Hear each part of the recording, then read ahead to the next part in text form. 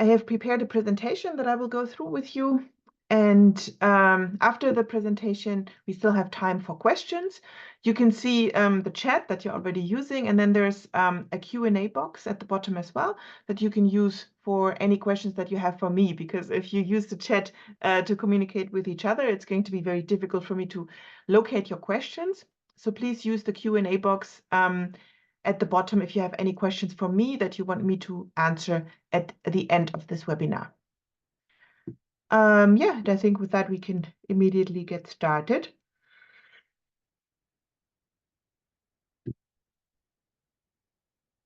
Oops, so we're at the bottom. So today we're going to talk about log frames. I know this is something that many NGOs, many people who have to write proposals are a bit afraid of because it's very, very technical. It can seem very complicated, at least at the beginning. But in the end, it's like the name says, it's a logical framework. So it's something very logical that you can really master if you understand the hierarchy, if you understand what everything means. And this is what we're going to start looking at today. Just a couple of words about myself. My name is Eva. Most of you probably know me from the webinars I'm giving here or from our online courses. You always see my face there most of the time. I'm from Germany. I did my PhD in geography, but I worked for 2 years in Ecuador and for 7 years in Nepal with grassroots NGOs in the fields of communication, sustainability, and fundraising, most of all. So that's where my experience comes from. And I've been working with Philanthropia since 2018 on a more stable basis. And yeah, I'm really enjoying sharing this knowledge with all of you. Yeah, talking about log frames. Why do you need a log frame? Why do you have to do one? Well, the answer that most people will give to that question is probably because the donor asks us to. And probably, yes, that is the main reason. But there are other benefits of preparing a log frame. And a log frame, even if you're not preparing a proposal, a log frame can help you even during project planning to understand every single step of your project and to understand if your project is actually does have like a logical hierarchy, because that is really, really important to understand if your project is following a theory of change. If the change that you want to see in a community, in an environment, in a society, is actually going to happen because of the actions, the activities that you take. We often see that projects aim to achieve an impact, but actually the activities of that project do not pay into that impact. So a log frame is a great way to understand thoroughly and to really see if what you're doing makes sense, and if what you are doing is actually also having that impact or contributing to that impact that you're claiming it has. But strictly thinking in terms of proposals, a log frame helps you to show your alignment with the donor's intentions, because if you've ever attended any of our webinars about donor research or donor networking, we always try to hammer home how important it is to align what you want to show with what the donor wants to see. Your mission has to be the same or very similar to the donor's mission. There has to be overlap. Otherwise, you're not a good partner for them and they are not a good partner for you. And with the log frame, usually the impact or the overall goal, or sometimes even the specific goal that you're supposed to achieve, is given by the donor, especially if it's a bigger donor that strictly works with log frames like the European Commission. So they already tell you what they want you to achieve. And obviously, then it's much easier to show how your actions and your activities, your projects are aligned with what a donor wants to see. If you have a great log frame, that makes you more attractive to donors, because a log frame often is used for monitoring and evaluation later. Having a great log frame really shows that you understand the environment that you're working in, that you're operating in, that you're an expert, etc. It presents and confirms your theory of change for that specific project. So how the activities that you plan in your project will actually lead through all the different stages to the impact that you want to contribute to. It makes sure that your strategic decisions are improved because you have everything lined out for you. You just have to follow the system that you developed. It gives you a structure for results-based management, so that becomes more important later when you also think about monitoring and evaluation. Yeah, structures your M&E system, supports your reporting, supports your communications and visibility because you know exactly what you have to communicate when. And it also builds consensus among your staff.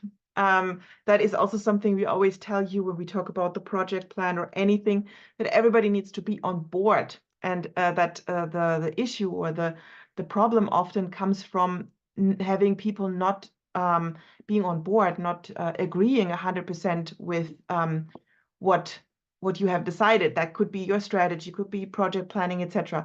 And having a log frame and discussing the log frame together leads to people being on the same page. And then in the end, it makes writing your proposal easier. One of the things that we see most often as mistakes in proposal is that the vocabulary gets confused. That's why we have developed our resource guide. That's why we always talk about what is an output, what is an outcome, what is an impact, what's an objective, what's the goal, etc. Because in your proposal, you will have to fill out those sections.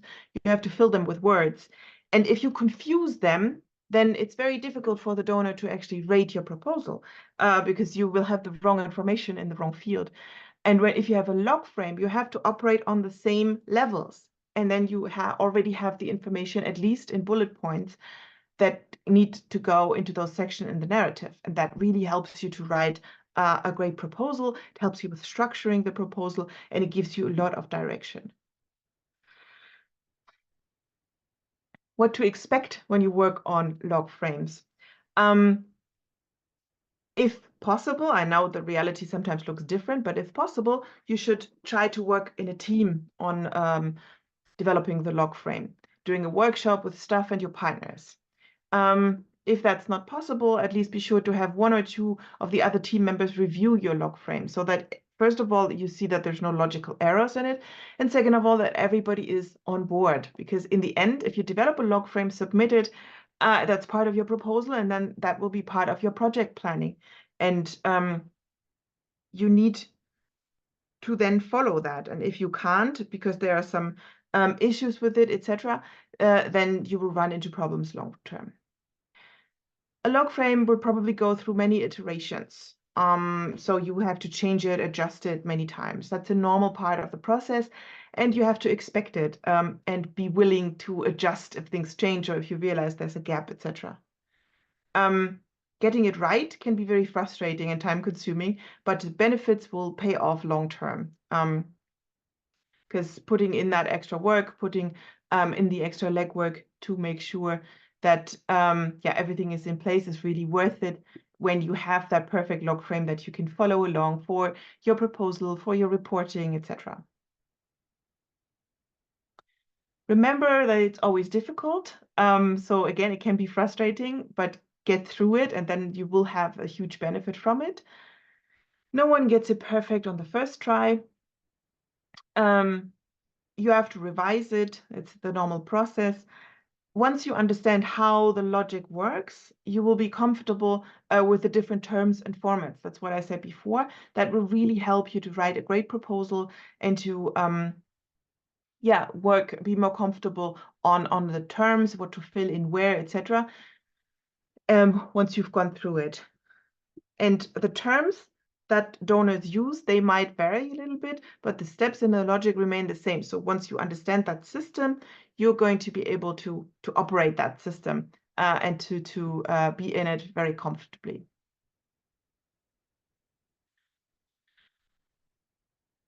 So now we will look at the following. We will look at constructing the logic ladder. It needs to be vertically and horizontally logic, understanding the hierarchy, the components of the ladder, and just to give you a heads up on that again, different donors may have different formats and different terms, so that can be confusing, but usually the steps of the ladder are the same. So the hierarchy is the same, and once you understand that, you're good to go with any kind of terminology.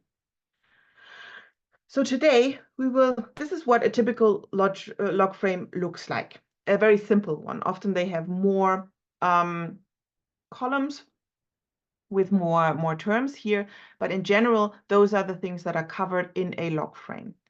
So you have the objective statements in the first column, the goal, or sometimes that is called impact, is the most high level goal that you want to achieve or that you want to contribute to. Then you have a strategic objective, intermediate results, outputs, activities, and all of that is in this first column. We will look at all these 5 categories in detail in a bit, because they are very, very important to understand what goes there, and what are the definitions of those terms. In the second column, you have indicators. So these are the values that, or no, first of all, this is the description of the indicator. So what is your indication for that goal, for that strategic objective, that intermediate result to have happened or not? So you have the description of the indicator, and then obviously all the indicators have values that change. They have a starting value and a value that you want to aim towards within your project. So this is very important to develop good, smart indicators that are helpful. And because this is such a huge topic, we will not have time to discuss this today. This will be the topic of our next webinar in 2 weeks. So make sure you sign up for that one as well, and join us for it, because this is when we'll talk about indicators, because it's such a big topic that we couldn't squeeze this in today. Then the third column describes the means and sources of verification. So how do you get numbers on that indicator? How can you tell, from where do you take the data? And then critical assumptions and risks. This is always the last column.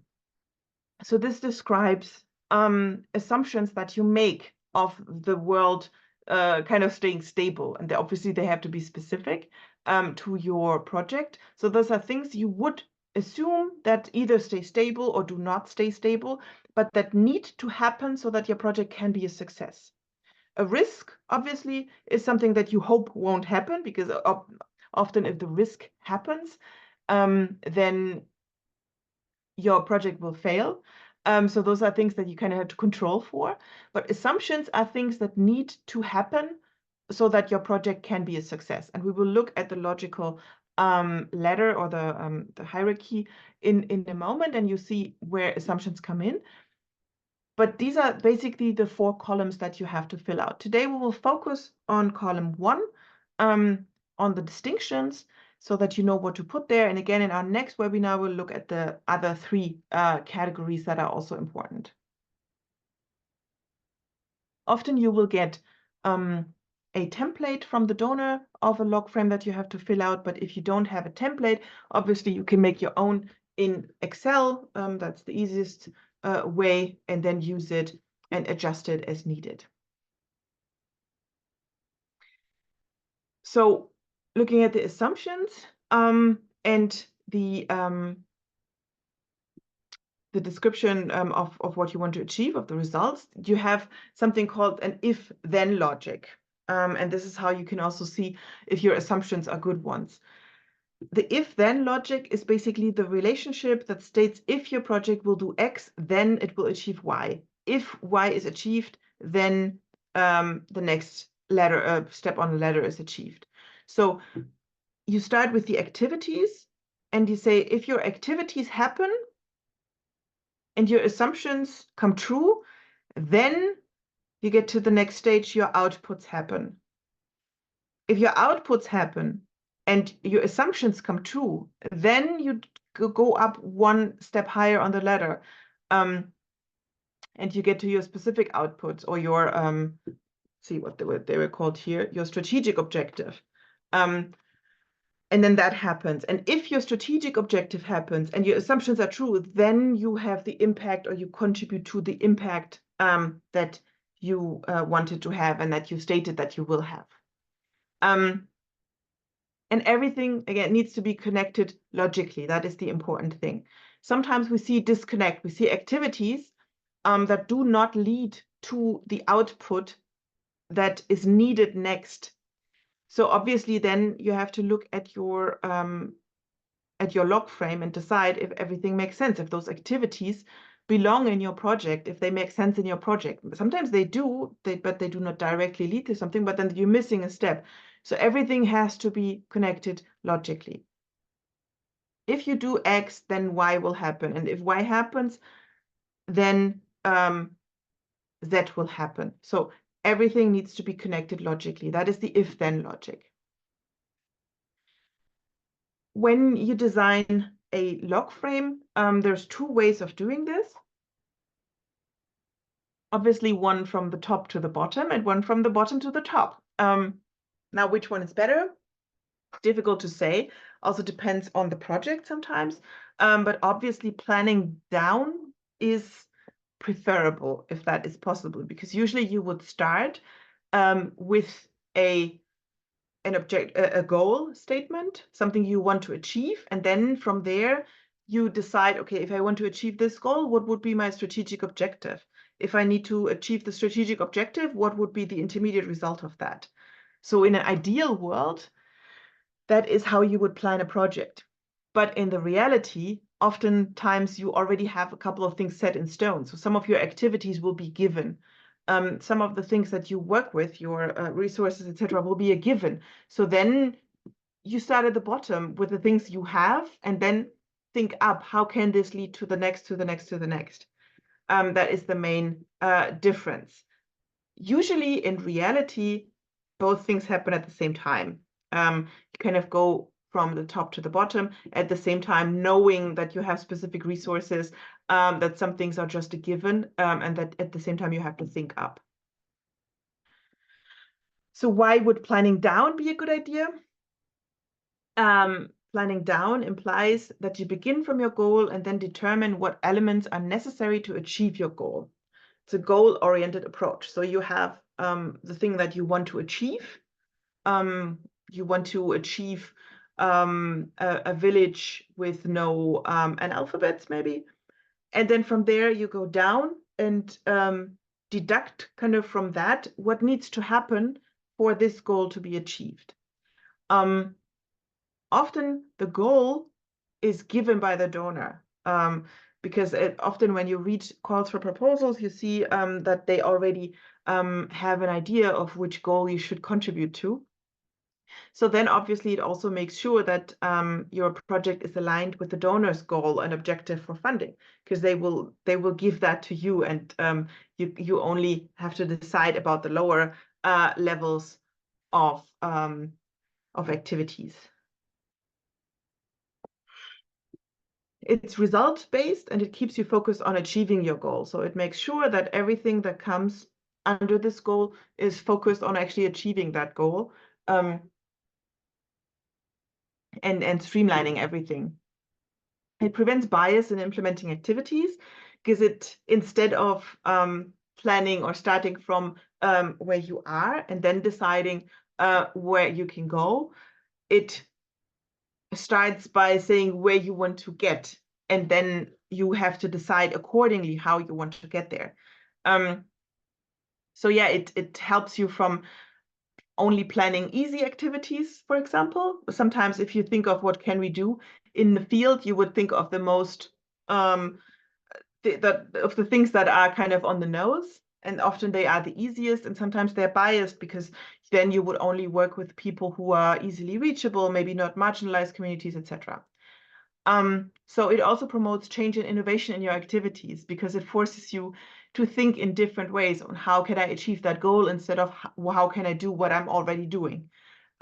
So it includes, or it introduces this new element into thinking sometimes. But I also know that in reality, things often look different, and you have to deal with circumstances that are given to you. So in reality, many times we think up. So we think from what we can do to what we can achieve later. Thinking up is much more in the comfort zone of most NGO practitioners. It relies on thinking of cause and effect, and in the if-then logic. So you go from the bottom. If I do this, then this happens. If I do this, and this is the assumption, it comes true, then this happens. The logic that we saw before. The benefits of thinking up are that it really forces you to think of causality. So you really have to think of the effects of the results of your activities, your outputs, your outcomes, etc., because you have to think logically and think of what happens afterwards. And obviously, it also confirms your logic and your theory of change, because you think in the logical order, timely order, etc. So both have their benefits. And I think in reality, oftentimes we have a combination of both, because the donor gives the goal that we have to follow. It gives you the direction that you're supposed to follow. And the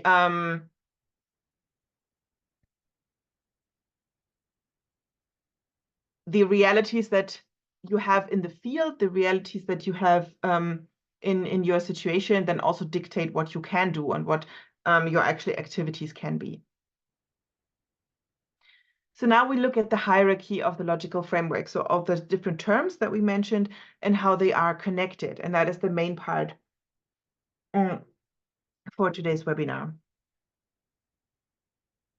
So this is something that I keep looking at and that I keep using from the Social Impact Navigator that was developed by a foundation in Germany, that I think is very, very helpful when you want to plan impact-driven projects. So you can actually download it for free. It's a whole book. It gives you a lot of input on how to plan using the problem tree method, how to develop project plans that are really results-focused, etc. So we basically have 3 categories of results that you will also find reflected in the log frame on the left side. Again, sometimes they are called differently. You've seen in the example I had here, it had activities, outputs, and then I think it was specific objective or intermediate result, specific objective, and then goal. Sometimes it's called output, activity, output, outcome, impact. Sometimes it's called specific objective, overall objective. So you will see many different terms for these categories, but the categories stay the same. The terminology changes depending on the donor and who you talk to. But again, once you understand the hierarchy and the logic system behind it, doesn't matter what they are called, you will understand on which level you're operating at. So at the bottom of this, even underneath, you have activities that are planned, things that you want to do. And then we get to the next stage, which is the output stage. And the first 3 steps of this ladder. Activities are carried out as planned, target groups are reached, and target groups accept the offers. All of this is the immediate, not inter, but immediate result of your activity. It's what happens exactly after your activity. And it's called the output of your activity. It's not only the activity happens, it's a tiny little bit more. So it's not only in step 1, activities are carried out as planned, but also here that people are reached, people attend, people happily attend, etc. This is completely under your control, because if things happen and if people show up, or at least if they are reached, if they are invited, if you had the channels to get to them, that is under your control as an NGO. So you are the one deciding if this happens. Then once we move to the next level of things that will then happen afterwards, that's out of your control. Because even if you've delivered the services that you wanted to deliver, you have shared the knowledge that you wanted to share, what people do with it then, that is completely their own decision. So that's out of your control. So again, if you want to understand on which level of the ladder you are operating on, you can also ask yourself, is this under my control, under my NGO's control, or is this out of our control, already in the target group's control? And then you know if you are on the output level or outcome level. So the next step, and again, sometimes this is called specific objective, or what did it have say here? I think intermediate result is the outcome. On step 4, target groups change their attitudes or develop new skills.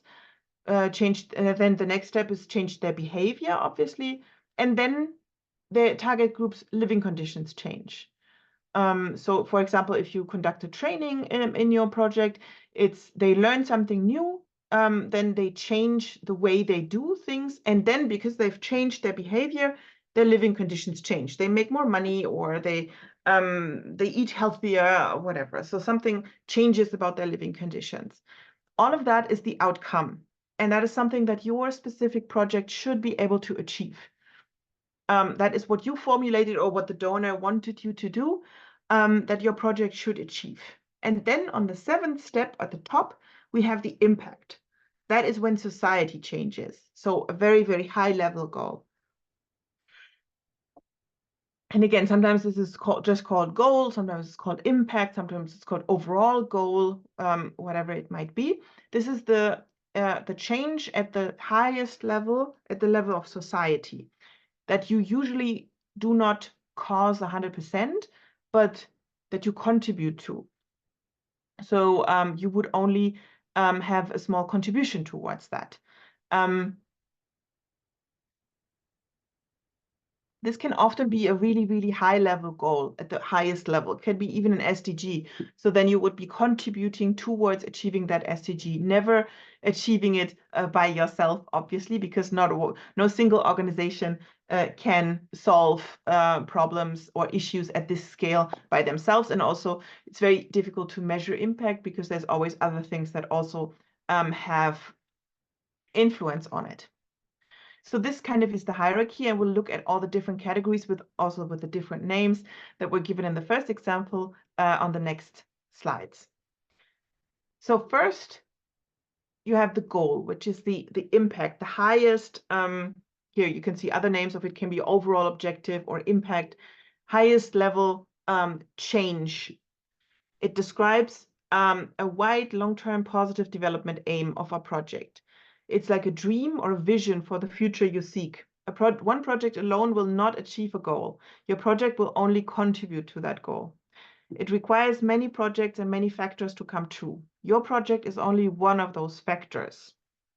So that is very important to understand. First of all, it's important to understand because it informs how you can talk about it, because you always have to use the word we contribute to instead of we achieved, because you will not achieve that goal by yourself.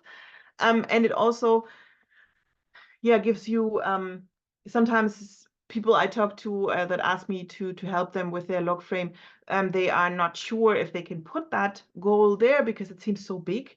And they say exactly that our tiny project is not going to fulfill that goal, but that's also not what you're supposed to do. You're not supposed to fulfill that completely. You're supposed to contribute to. That is the thing that is supposed to guide you, the main thing that you're supposed to work towards. So we have always two examples on these slides. Example 1 would be in project A, the child mortality in a country is reduced. So again, one project, if it's not, even if it's the Gates Foundation and a huge project, it will only contribute towards that because it cannot solve this problem. And for project B, another example is rural households in the most vulnerable regions of a country have reduced their food insecurity. So you can contribute towards that with one single project, with one single activity.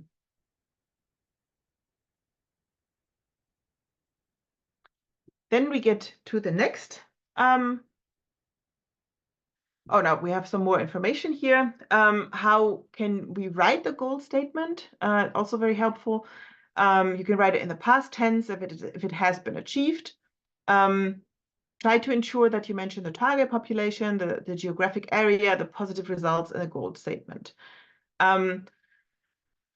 When you write your goal statement, draw keywords and key phrases from the donor's calls for proposal, because often the donor lets you know which goal they want you to work towards. And if you use the same language, even if you would usually use different terms, maybe when talking to your colleagues or within your organization, if you use the same wording, it shows the donor that you're speaking the same language.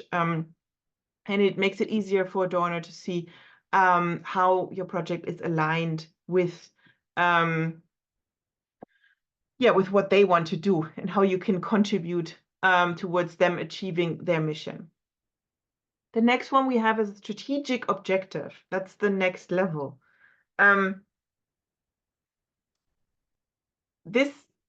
The strategic objective describes the beneficial effect which results from the positive changes in behavior and/or systems which are created at the intermediate result level. The strategic objective can and should be realistically achieved by the end of the project. So the main difference between the goal and the strategic objective is the goal is probably not achieved by the end of your project, because it will need a couple or maybe many more projects, many more years to hopefully someday achieve that. But the strategic objective should be what you want to achieve at the end of your project. So here we have two examples again. For project A, that would be the health status of children is improved, which is in this example it's not even a great strategic objective, because it's not very specific. So yeah, improved, of course, you can say that very quickly, but usually it's better to be a bit more specific. Like the second one is much more specific. By the end of the project, 75% of the women farmers in 4 communities of the country X have increased their vegetable production by 25% in a cost-effective and environmentally sound manner. So that's a very specific, smart objective, because it's easy to say, yes, that happened, or no, that didn't happen. Because if it's if it's only 70%, then you know, okay, you failed. If it's 75, you know, we did it. With health status of children is improved, you didn't set specific numbers. So that often is a problem. So the strategic objective should be formulated in a smart way. In the next webinar, when we talk about indicators, we will look what SMART means, and maybe some of you already know what it stands for. But it basically means that you can measure something that is time-bound, that is specific, that is relevant, and that it's actual.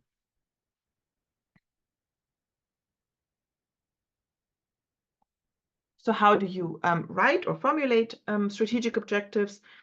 Again, write them in the past tense. Most calls for proposal will already list specific objectives that you should achieve. And then you just have to kind of fill in your geographic context, your community, people you want to work with, etc. Try to construct your strategic objectives using keywords, key phrases, or even copies of the objectives in the call for proposals. Because again, here it's super important that you show that your project that you propose here is actually going to contribute towards what the donor wants to achieve. So it needs to be the same, and they need to see overlap. And if you use the same wording, and if you tell them, look, you said that these are the objectives that you want to achieve with this call for proposals, I'm doing exactly this, then it's easier for them to see the alignment that you want to show. And yeah, that will make it easier for you to then win a grant and be chosen. Oh, this is double. Then we get to the next level, kind of, which are the intermediate results. Other names can be expected results or just results. And to be honest, sometimes I even, so here in this example, we have 3 categories, which was intermediate results, specific objective, and before that output. And sometimes in some cases, I just see the 2, I just see output and outcome would be then specific objective. So intermediate results not always have to be displayed, but it can be very, very helpful because it gives you another layer in between, like the midterm perspective. So again, other names can be expected results or just results, and they describe changes in behaviors or systems which are the results of the outputs of your project. They almost always indicate uptake of the outputs. So again, if you remember, output is the direct result of your activity. And then when people start using that output, that service, that knowledge, whatever you distributed, then this results in the intermediate result. That's probably, if we think in the ladder, we are on stage 4 here. Or maybe even stage 5. They will usually describe positive changes in behavior among beneficiaries, systems, and/or organizations. They usually describe adoption, uptake, coverage, access, and among, etc., among the beneficiary population.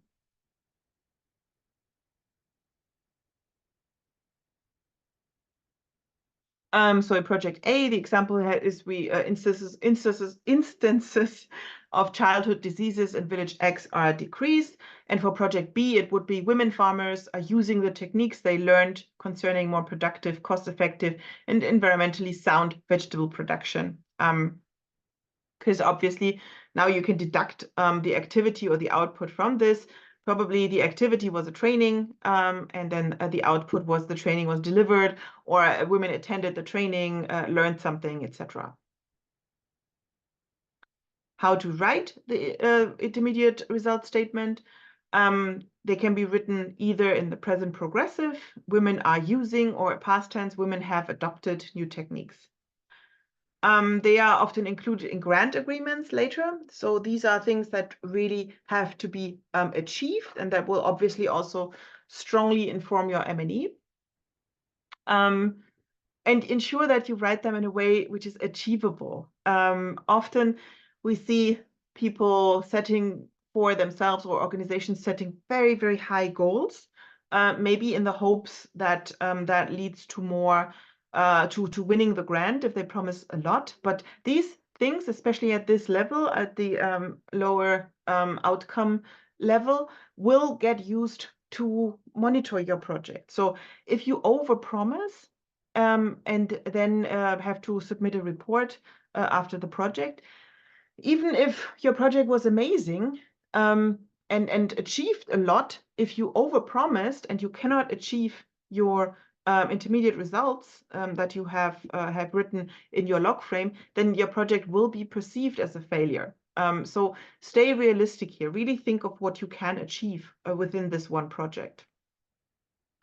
Make them as concrete and specific as possible, because you will have to measure them. You will have to put indicators on this, and you will have to be able to measure that even either quantitatively or qualitatively. So either you have to be able to count something, how many people do this, or how much higher is the percentage of people using, or how much more yield can the women give from their new tilling techniques, etc. So either quantitative or qualitative, how much, how many have changed their attitudes, etc. Or in which way have they changed their attitude? Something that you can count, that you can use in your reporting, and focus them on the target group, the participants, and the end users. So on the people, on the direct target group of your project, because those are the people that have done something in your activities, and those are the people that will have a connection to your output, and thus also will be the people that will be targeted most by your intermediate results. Your control stops here. Higher than this, you must rely on your theory of change. So again, if it's already about adopting, you're already out here. You can't control if people actually adopt what you taught them in a training, or the knowledge you shared. You have no control over that. But again, they are often included in grant agreements, so you have to set up everything in a way that they are achievable. And then you have the output, which is the direct product of your activity. They represent what the project will concretely deliver, such as goods, services, knowledge, skills, attitudes, opinions, policies. They directly result from the successful implementation of your activities. And again, this is under your control. So for project A, the example would be children in the village are vaccinated from childhood disease, because the activity was children get a vaccination, and then the result of that, the output of that activity is children are vaccinated.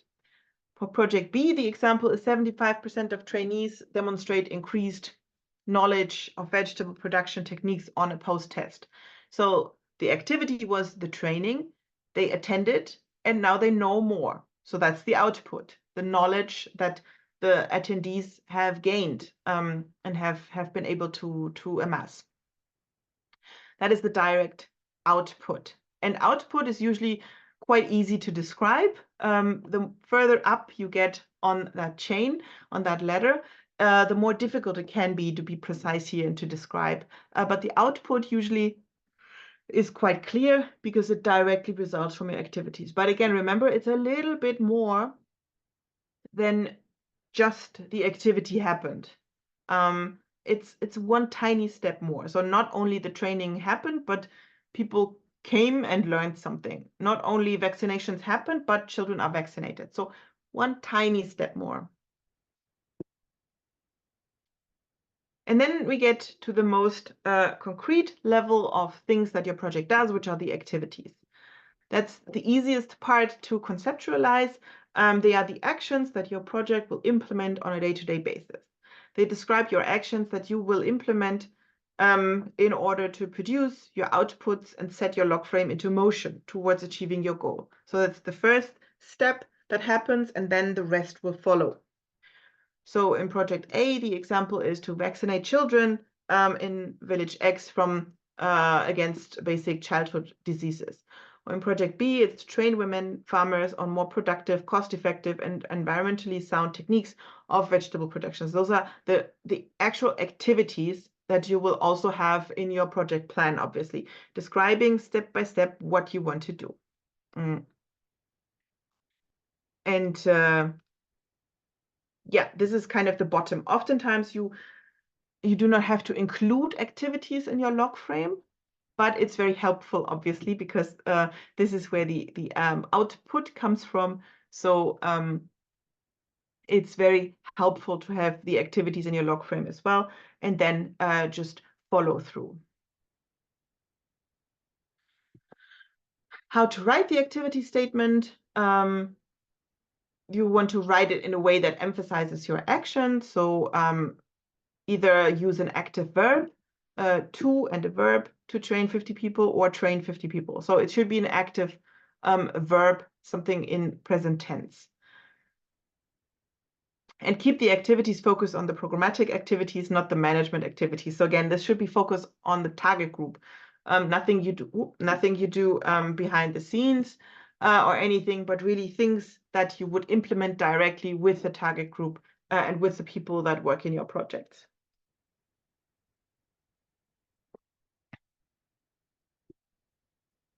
So use a couple of more examples. Let's say that you're training women in village X on improved nutrition for newborns. Then we recommend that your activity is to train 100 women on improved nutritional techniques, focused on what the target group actually will do. Maybe you have to recruit, hire, train 2 trainers to carry out the training. And this can be considered like a pre-activity or a sub-activity, but we recommend that you don't include this into the log frame when you're not required to do so, because it kind of it makes it more difficult for you to then have the logical way of this pre-training to what the target group is actually supposed to do. So really focus your activities in the log frame on the things that the target group is doing, or what you are doing directly in contact with the target group. And then you need to kind of check your logic as well and see if everything that you've put in your log frame is logically connected and actually works with your theory of change. And you can check your log frame by using the if-then logic to check if your theory of change is clear and is reflected. We have this in the very, very simple example without the assumptions, because usually in the if-then logic, you would also include assumptions, and we will explain more about that in our next webinar. But here, very simply put, you go from the bottom.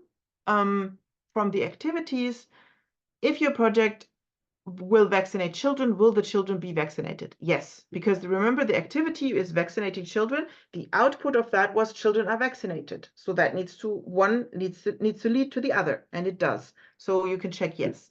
Then the next, if the children are vaccinated, will the instances of childhood disease decrease? Yes, of course. If the instances of childhood disease will decrease, will the children be healthier? Yes, also. So all the steps, if you remember the example that we went through, are resulting in a yes. If the children are vaccinated, will the instances of childhood disease decrease? Okay, we had that. If the children are healthier, will child mortality decrease? Yes, as well. So now we've confirmed that the if-then logic is valid, because every single step of the log frame logically leads to the next one, and so the logic works. For project B, actually this is project A again. So, sorry. Okay, yeah, this I don't know. I copied one slide apparently. But for the second example, the logic would be if we conduct a training on vegetable production, will the women learn about vegetable production? Yes, they will. If the farmers use the new techniques, will production increase? Yes. If production increases, will rural households have more food security? Yes. So also that chain is logical. So after you finished your log frames, you always have to go through them one time and see if they're really logically connected and if the logic works. And that is the hierarchy of the log frame. So all of those are the different categories that you have to go through. The next step is to go to indicators. So that is the next step that you have to do when developing your log frame. Again, we have a full webinar about indicators, which will be the next one that you can already sign up to so you don't miss it. And then we'll go into more detail on how to find indicators, how to find values on indicators, how to choose them, how to make them smart, and how to use this whole thing for reporting later.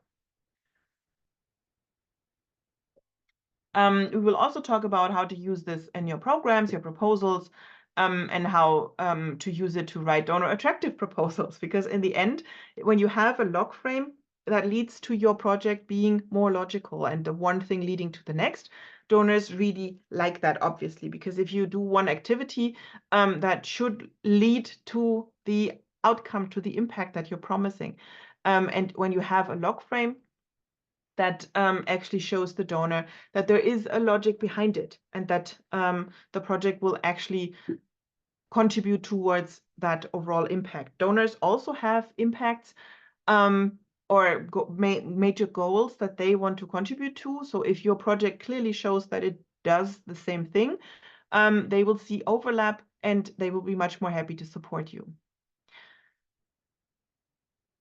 Now, if you want to learn more about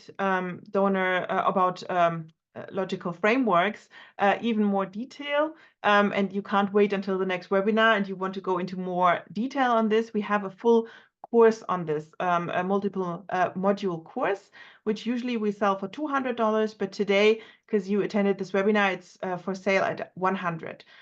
So if you want to take this opportunity, you will get a lot of additional material as well, so workbooks, etc., that you can use to develop your own log frames. If you're interested in that, use the coupon code Year of Change and get 50% off of this course today.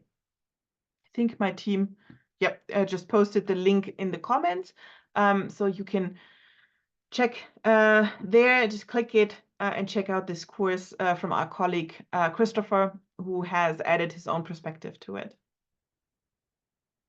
We do offer way more courses on philanthropia.org about very specific topics like fundraising from US foundations or from USAID, to more broad ones like online fundraising or writing a project plan, etc. Our flagship course is the one on 5 obstacles on your way to fundraising success. That really covers most of the things that we think are usually kind of the roadblock for people in fundraising. And if you want to take any of those courses, you can also get a 35% discount at the moment with the coupon code fundraise. So please jump over to philanthropia.org if any of those courses are interesting for you.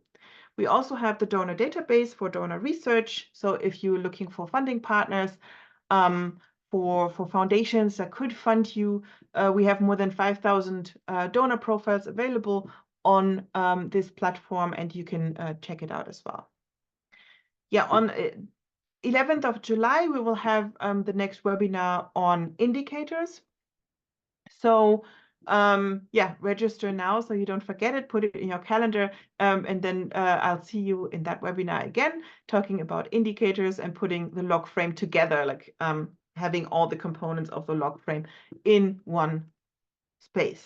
Okay, and with that, we come to the end. If you have any questions, you can always reach out to info@philanthropia.org, and you can check all of our resources. Some are free, some are paid, on philanthropia.org. It would be amazing if some of you jump over there and take us up on our offers.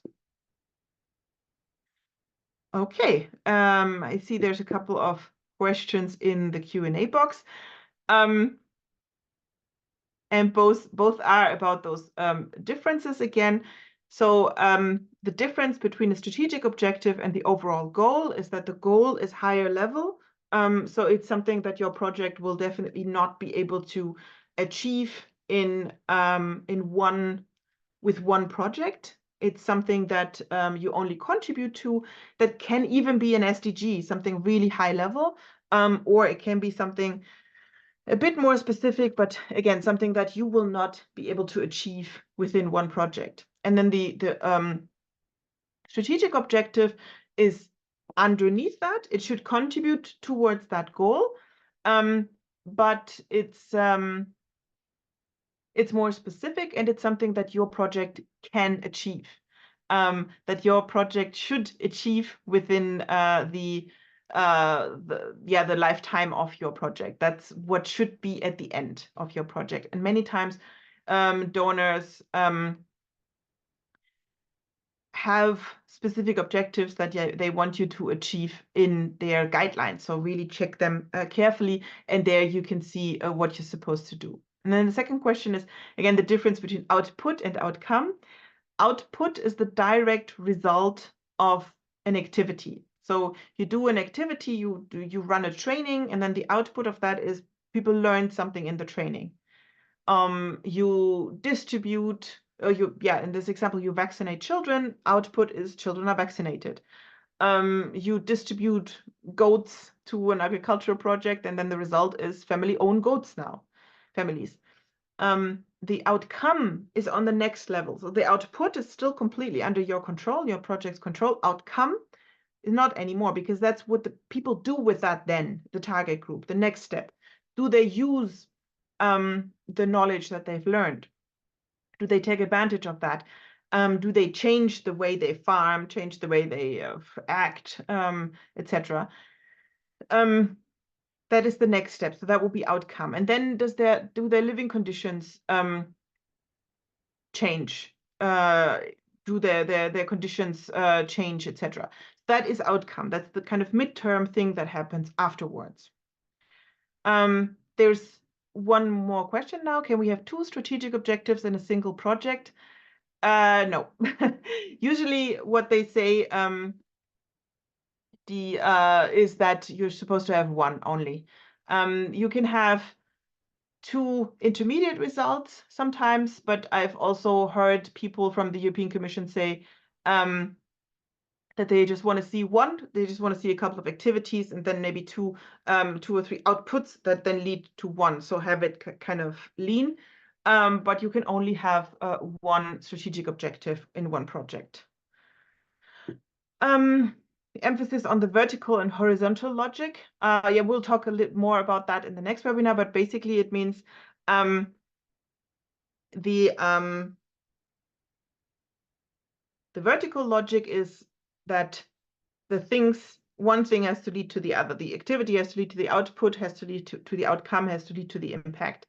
And the horizontal logic is, if my activity happens and my assumption comes true, then the output happens. And then if the output happens and the assumption comes true, then the outcome happens. So it's basically the logical connection of all the steps in your project and how they connect to each other. But if you want to hear more about that, please come to our next webinar as well about the indicators, because we will talk much more about that then. Okay, thank you so much for attending. I hope this was useful for you. If you like our webinars, it would be great to get some feedback from you as well.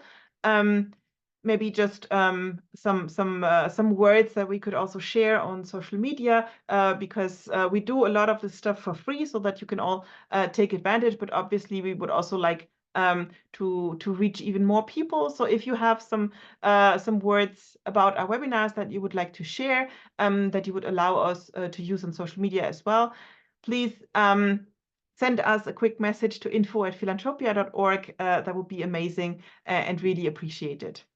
Thank you very much. I hope to see all of you in our next presentation on the 11th, then talking about indicators. And for now, I wish you a nice afternoon and rest of the week. Thank you. Bye-bye.